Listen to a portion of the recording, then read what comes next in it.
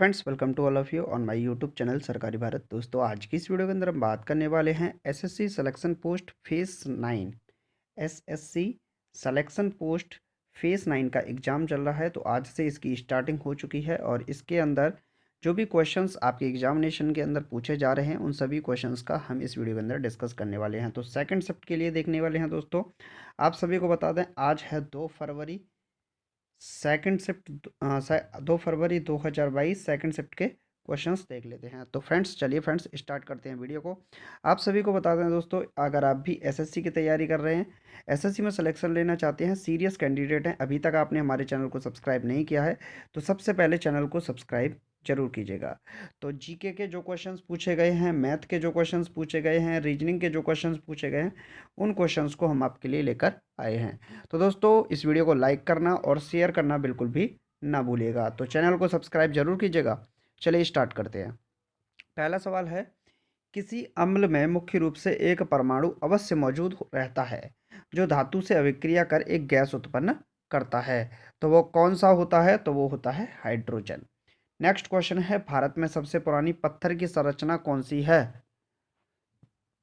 भारत में सबसे पुरानी पत्थर की संरचना कौन सी है? तो इसका सही जवाब है दोस्तों, सांची का स्तूप। क्या है? सांची का स्तूप, जो कि कहाँ पर स्थित है? मध्य प्रदेश के अंदर स्थित है सांची का स्तूप, जो कि भारत में सबसे पुरानी पत्थर की संरचना है।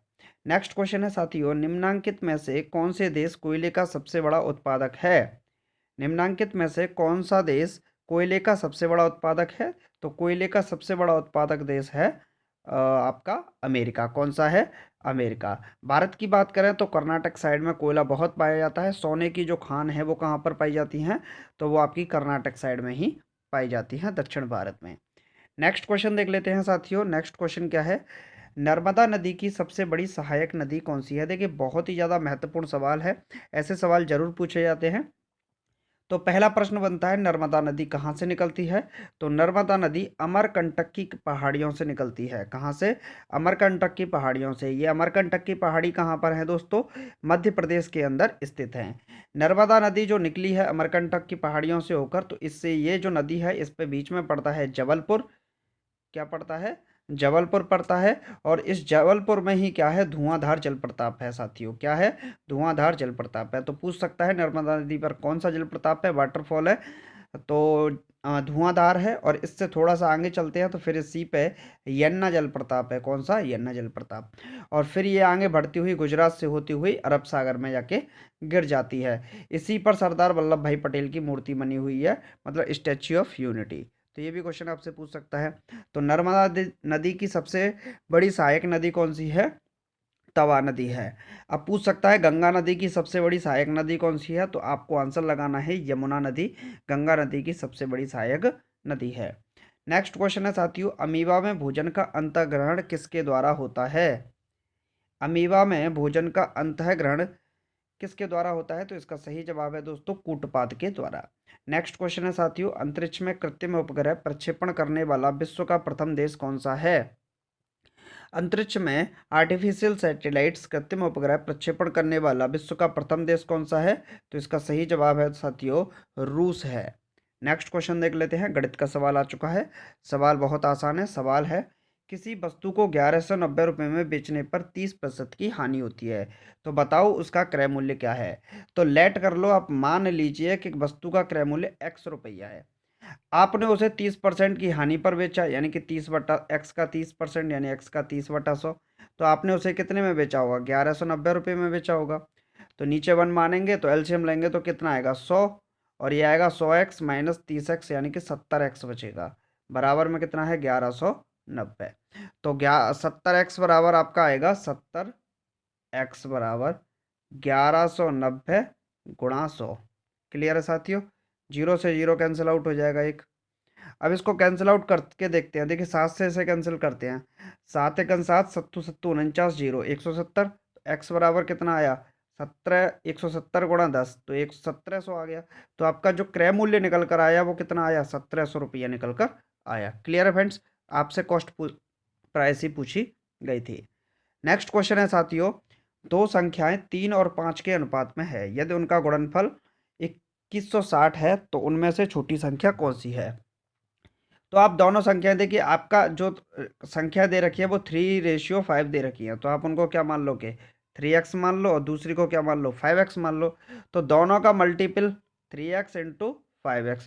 पहली संख्या गुणा दूसरी संख्या बराबर क्या होता है, पहली संख्या गुणा दूसरी संख्या बराबर क्या होगा, आपका एलसीएम मल्टीप्लस एचसीएफ। तो उसने बोला है कि दोनों संख्याओं का, वैसे एलसीएम एचसीएफ की जरूरत ही नहीं है, 2160 है, तो ये बराबर किसके हो जाएगा 2160 के। 5 से कैंसिल आउट करेंगे तो 5 चौके 20, बचा 1, 5 तिया 15, 5 दूनी 10, 3 से काटेंगे तो 3 एकन 3, बचा 1, 3 चौके 12, बचा 1 और 3 चौके 12। तो एक्स का एक्स से करेंगे तो कितना आएगा एक्स स्क्वायर बराबर कितना आएगा 144, 12 का स्क्वायर, जीरो स्क्वायर से स्क्वायर कैंसल आउट हुआ। तो एक्स की वैल्यू कितनी आई साथियों 12 आई। अब आपकी संख्या क्या थी इसको समझ लीजिए, एक्स की वैल्यू आई 12, अब आपकी संख्या थी 3x और 5x। तो ये तो आ जाएगी आपकी 12 तिया 36 और ये आ जाएगी 12 पंजे 60।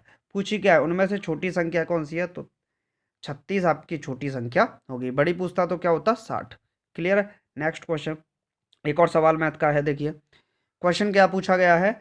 150 मीटर लंबी रेलगाड़ी 54 किलोमीटर प्रति घंटे की चाल से पटरी के पास एक लंबे खंबे को कितने समय में पार करेगी। देखिए अगर ये खंबा है और ये ट्रेन है, क्लियर है। अब ये ट्रेन इस खंबे को अगर पार कर रही है तो पार करने में ये सिर्फ अपनी दूरी को ही पार कर पाएगी। भाई इसका ये मुख और ये इसका एंड, तो अब कहाँ होगा, ये एंड हो जाएगा और ये मुख हो जाएगा। तो कहने का मतलब ये अपनी दूरी के बराबर ही पार करेगी। तो ट्रेन की लंबाई कितनी है 150 मीटर लंबी रेलगाड़ी है और 54 किलोमीटर प्रति घंटे की चाल से उसको क्या कर रही है, पार कर रही है। तो आपको क्या निकालना है, सिर्फ और सिर्फ टाइम निकालना है। तो चाल बराबर होता क्या है, दूरी बटा समय, distance upon time, speed equal to. तो चाल कितनी है 54 किलोमीटर, किलोमीटर को मीटर में बदलने के लिए 1000 का गुणा और घंटे में बदलने के लिए 60 का भाग फिर 60 का भाग। क्लियर है। और बराबर में कितना आ जाएगा 150 मीटर बटे समय कितना आएगा टी। तो जीरो से जीरो कैंसिल आउट हुआ, जीरो जीरो, जीरो से ये वाला जीरो कैंसिल आउट हो जाएगा। अब यहाँ पर देखेंगे 9 छिक्के 54, 9, ठीक। और इसे कैंसिल आउट करेंगे तो 3 दूनी 6 और 3 तिया 9। क्लियर है। तो 3/2 बचेगा, 3 से काटेंगे तो ये 5 बार जाएगा, क्रॉस मल्टीप्लिकेशन करेंगे तो 5 दूनी 10, कितना आएगा 10। यानी कि टी बराबर आ गया आपका 10। और क्या पूछा है, समय पूछा है, तो यहाँ पर किस में आएगा, सेकंड के अंदर आएगा, क्योंकि किलोमीटर प्रति घंटे को भी हमने सेकंड में बदल लिया था, ठीक। मीटर पर सेकंड में बदल लिया था, तो टाइम कितना आ जाएगा 10 सेकंड। क्लियर है। नेक्स्ट क्वेश्चन देख लेते हैं। नेक्स्ट क्वेश्चन क्या है साथियों, ओलंपिक खेलों की एकल स्पर्धा में स्वर्ण पदक जीतने वाले एकमात्र भारतीय कौन हैं।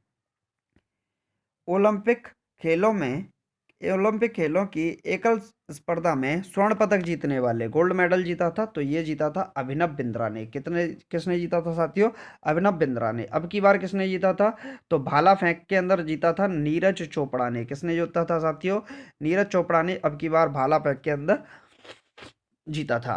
क्लियर है। नेक्स्ट क्वेश्चन देख लेते हैं साथियों। नेक्स्ट क्वेश्चन है, आपसे पूछ सकता है अगर ओलंपिक में किस महिला ने सबसे पहले पदक जीता था, तो ये जीता था आपका कर्णम मल्लेश्वरी ने। किसने, कर्णम मल्लेश्वरी ने।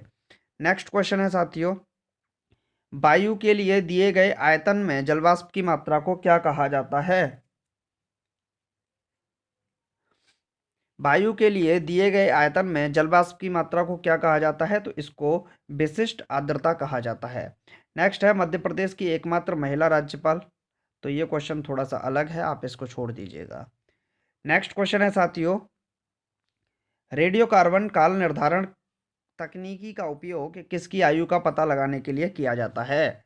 तो रेडियो कार्बन काल निर्धारण तकनीकी का उपयोग किसकी आयु का पता लगाने के लिए किया जाता है, तो सही हो जाएगा जवाब आपका SOIL, यानी कि सॉइल, यानी कि मृदा का पता लगाने के लिए।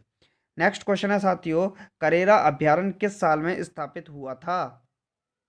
करेरा अभ्यारण्य किस साल में स्थापित हुआ था, तो आपसे 1981 इसका सही जवाब हो जाएगा। और ये वाला क्वेश्चन भी आपको छोड़ देना है, ये किसी भी मतलब का सवाल आपका नहीं है। क्लियर है। नेक्स्ट क्वेश्चन देख लेते हैं साथियों। नेक्स्ट क्वेश्चन है, जब लोलक घड़ी की लंबाई चौगुनी हो जाती है तब उसकी समयावधि आवर्तकाल क्या हो जाएगा, दोगुना। उमरिया में स्थित अभ्यारण्य कौन सा है, तो सोन अभ्यारण्य आपका उमरिया के अंदर स्थित है। राष्ट्रीय आपातकाल की घोषणा किसके द्वारा की जाती है, तो मैं आपातकाल के बारे में थोड़ा सा आपको बता देता हूँ। भारत में 3 तरीके से आपातकाल लगते हैं, आर्टिकल 352, आर्टिकल 356 और आर्टिकल 360। अनुच्छेद 352, 356 और 360 के तहत भारत में आपातकाल लगाया जाता है। राष्ट्रीय आपातकाल की बात करें तो राष्ट्रीय आपातकाल जो आपका लगता है, राष्ट्रीय आपातकाल जो लगता है, नेशनल इमरजेंसी जो लगती है आपकी, ये लगती है 352 के तहत। ये भारत में अब तक 3 बार लगी है, जो कि 62 के युद्ध में, 65 के युद्ध में और 71 के युद्ध में। 65, 71 और 75 के युद्धों में लगी थी, ठीक। 62 में भी लगी थी, 62 और 65 और 75 के करीब लगी थी। एक बार लास्ट वाले को चेक कर लीजिएगा, क्लियर है। दूसरा है 356, इसमें राष्ट्रपति शासन लगता है। क्या लगता है? राष्ट्रपति शासन लगता है, जो कि अब तक 100 से ज़्यादा बार लग चुका है। ये 360 जो है ये लगता है आपका वित्तीय आपातकाल, फाइनेंशियल इमरजेंसी जो लगती है। तो अभी तक भारत में कभी भी फाइनेंशियल इमरजेंसी यानी कि वित्तीय आपातकाल नहीं लगा है। क्लियर है फ्रेंड्स? तो ये भी क्वेश्चन आपको क्लियर हो गया होगा। अब इसको लगाता कौन है? तो इसको लगाने वाले होते हैं भारत के महामहिम राष्ट्रपति। कौन लगाता है आपातकाल को? राष्ट्रपति महोदय लगाते हैं। क्लियर है फ्रेंड्स? तो उम्मीद है आपको वीडियो अच्छा लगा होगा। वीडियो अच्छा लगा तो वीडियो को लाइक कीजिएगा। टॉप एक्सपेक्टेड क्वेश्चंस आपको कैसे लगे जरूर बताइएगा, और बहुत ही ज़्यादा महत्वपूर्ण सवाल हैं जो कि आपकी परीक्षाओं के लिए हैं। तो चलिए फ्रेंड्स, मिलते हैं नेक्स्ट वीडियो में। Thank you for watching this video. जय हिंद, जय भारत।